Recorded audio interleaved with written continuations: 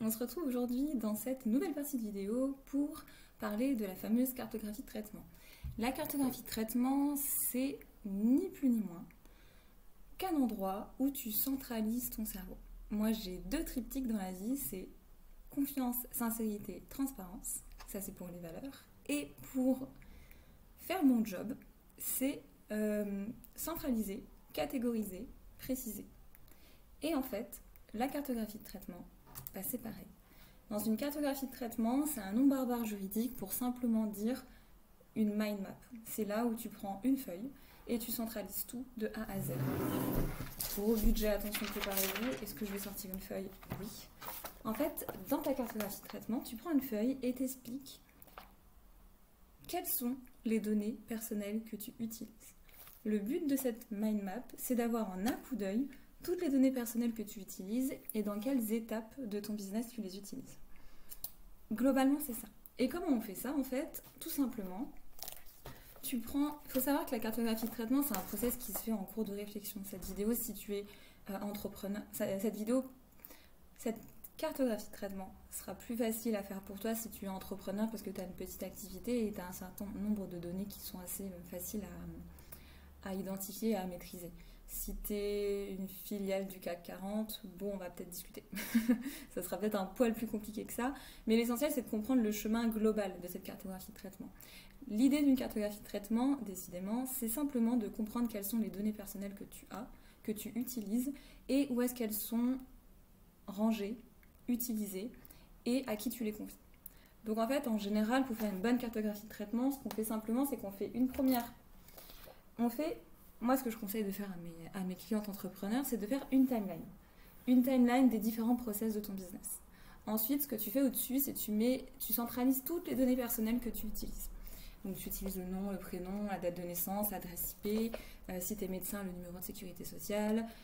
Si tu es fondatrice d'une agence de site de rencontre, tu utilises aussi les données concernant les préférences sexuelles, les orientations religieuses et spirituelles, les données de santé peut-être, etc. En fait, tu fais juste un petit récap de toutes les données personnelles que tu utilises. Et t'inquiète pas, c'est un travail qui va se faire au fur et à mesure. Tu seras tranquillement en train de vivre ta vie et tu te diras « Ah oui, tiens, j'utilise telle donnée ». À ce moment-là, ton but, c'est de centraliser dans ta cartographie de traitement, dans ta mind map. Tu prends une feuille, tu mets tout et tu rangeras et t'organiseras plus tard. C'est pas le sujet pour l'instant.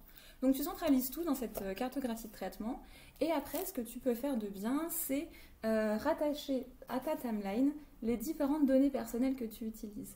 Ça veut dire que pour les grandes étapes d'un business de manière assez facile, c'est la prospection. Alors soit la prospection en direct, soit la prospection vers la création de contenu. Ensuite, c'est l'avant-vente. Après, en général, c'est la réalisation de la prestation de service ou la vente du produit. La sortie du dispositif quand tu fais, par exemple, un accompagnement social. Et après, tu fais l'entretien de la relation client, etc., etc. Donc ça, c'est les grandes étapes principales d'un business. Et tu peux rattacher les catégories de données personnelles que tu utilises à des étapes dans ton business. Et une fois que tu as rattaché ça, ce que tu peux faire aussi, ça c'est l'étape plus que j'aime bien partager à mes clientes, surtout mes clientes entrepreneurs, c'est lister tous les outils avec lesquels tu utilises une donnée personnelle aux différentes étapes de ton business.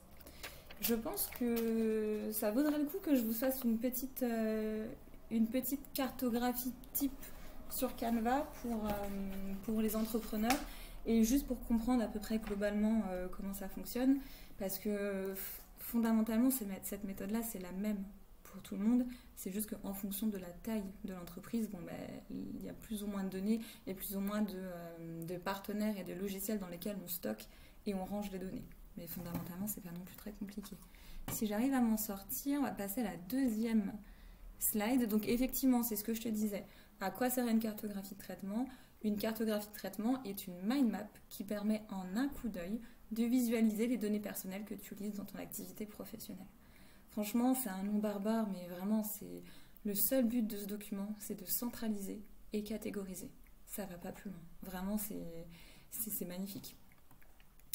Et du coup, je t'ai fait une petite checklist pour identifier les données personnelles qu'on utilise, pour réaliser une cartographie de traitement. Et pour réaliser une cartographie de traitement, on fait exactement comme on l'a dit. je tiens à te dire que c'est ok que ça prenne du temps. Le premier jour où tu vas te mettre devant ta feuille, tu vas te dire oui, super, j'utilise ça, ça, ça comme données, ensuite j'ai tel logiciel, j'ai tel process dans mon activité, et c'est bon. Arrête-toi là, pose ton cerveau, t'as fait ton job, on est content.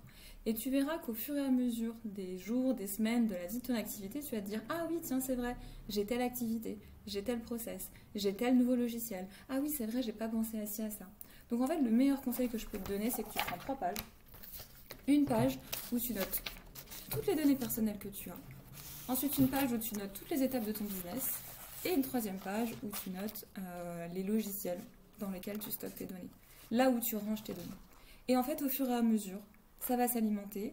Et ce que je peux te conseiller, c'est qu'une fois par mois, en général, au moment... Alors, moi, ça dépend de comment tu fonctionnes, mais une fois par mois ou une fois par trimestre, au moment de tes déclarations de chiffre d'affaires, tu peux prendre une demi-heure pour regarder ces 3 pages et tu te dis, ok, bon, ben, mon bilan de tout ça, c'est que j'utilise encore tel logiciel, j'ai toujours ce process-là, j'utilise telle donnée personnelle, et en fait, petit à petit, tu peux juste simplement le mettre en page, de manière à avoir tout ça dans une seule page, dans un seul document.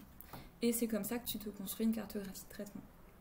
Voilà, on est sur une petite vidéo éclair, comme les prochaines, je pense, pour les prochaines étapes de la mise en conformité RGPD, les vidéos vont être rapides, mais en même temps, pourquoi faire long quand on peut faire rapide? Donc voilà. Sur ce, je te souhaite une très belle journée, j'espère qu'on se reverra bientôt, et puis, belle soirée.